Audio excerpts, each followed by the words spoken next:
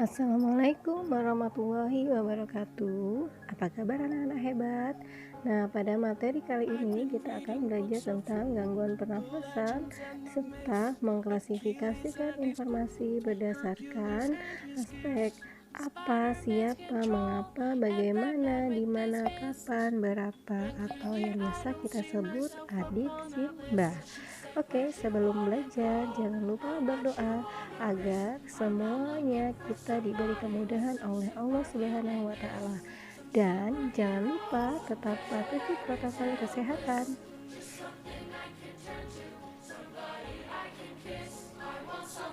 Nah, pada gangguan pernafasan terjadi beberapa faktor, yaitu diantaranya ada faktor fisik, faktor penyakit, dan faktor lingkungan.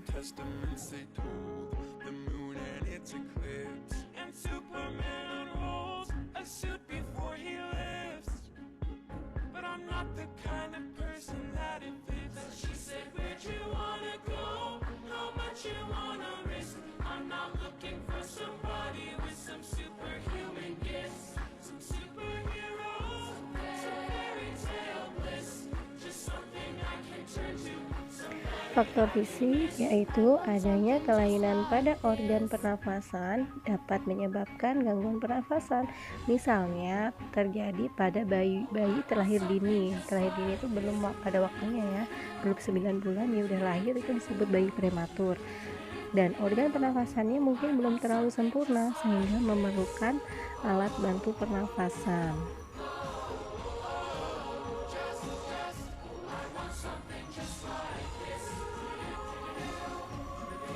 Selanjutnya, faktor yang kedua yaitu faktor penyakit.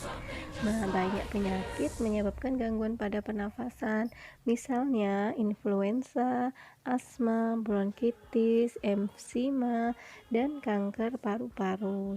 Dan yang lagi hits sekarang ya, di masa pandemi ini adalah COVID-19.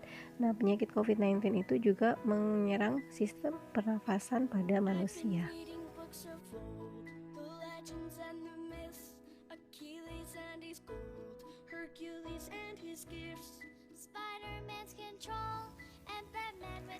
Selanjutnya, faktor yang ketiga yaitu faktor lingkungan. Kita bernafas untuk menghirup oksigen.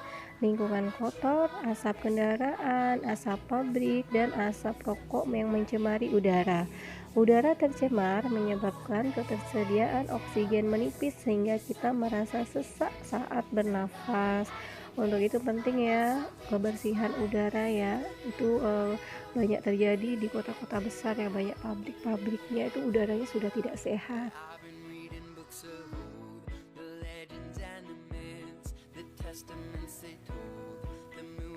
Selanjutnya, salah satu penyakit pada sistem pernafasan yaitu asma. Asma memiliki gejala awal yaitu batuk, terutama pada malam hari atau dini hari, kemudian sesak nafas, nafasnya berbunyi, kemudian rasa berat di dada dan dahak sulit keluar. Gejala berat pada asma, serangan batuk hebat, sesak nafas yang berat, nafasnya tersengal-sengal, sianosis, sulit tidur, dan kesadaran menurun. Materi selanjutnya kita akan belajar mengklasifikasikan informasi berdasarkan aspek tanya. Nah, itu aspek tanya itu biasa kita sebut adik Simba ya. Apa, di mana, kapan, siapa, mengapa, bagaimana. Nah, caranya bagaimana?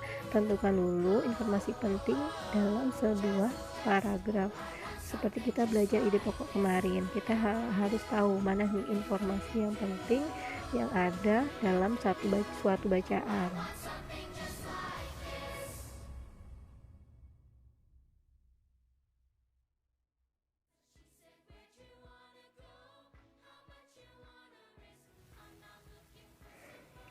Nah, di situ ada satu kutipan dari teks. Nah, itu teksnya ada di buku paket kalian.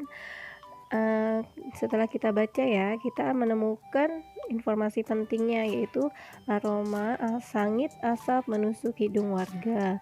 Informasi yang kedua, pada hari Selasa seantero kota diselimuti kabut. Nah, dari informasi penting itu kita bisa membuat suatu pertanyaan.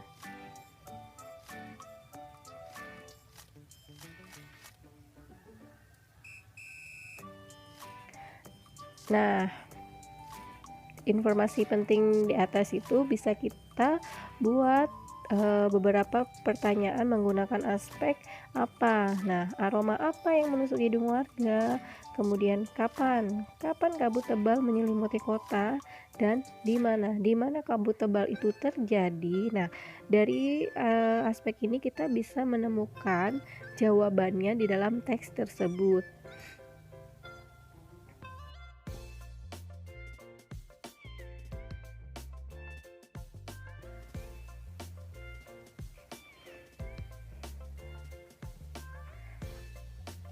Terakhir, selanjutnya kerjakan tugas. Tugas pertama, kerjakan soal di buku paket tema 2 halaman 54 sampai 55. Yang kedua, buatlah bagan tentang penyebab terjadinya gangguan pernafasan. Ini boleh kalian browsing di internet.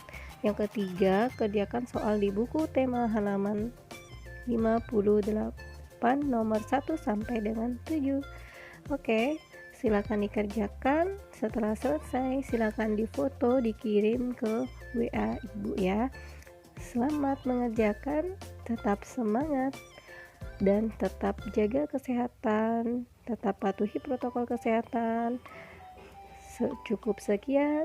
Wassalamualaikum warahmatullahi wabarakatuh.